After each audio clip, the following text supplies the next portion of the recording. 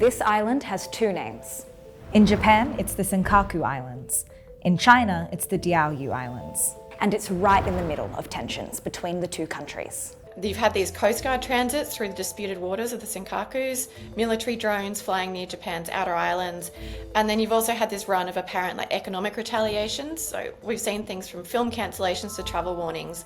And then on Wednesday afternoon, the latest is that Japanese media has reported China has suddenly banned seafood imports from the country.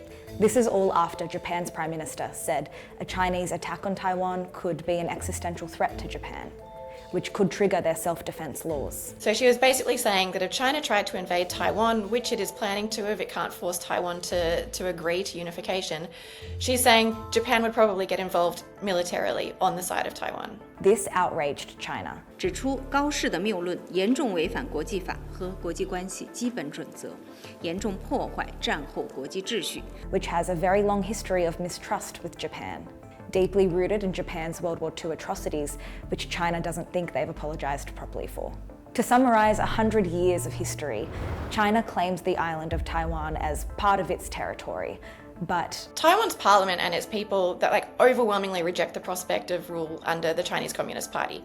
Polls have consistently shown again and again that most people support the status quo. That's this sort of vague, undefined status that keeps the peace across the strait. Meanwhile, China's government have vowed to eventually annex Taiwan.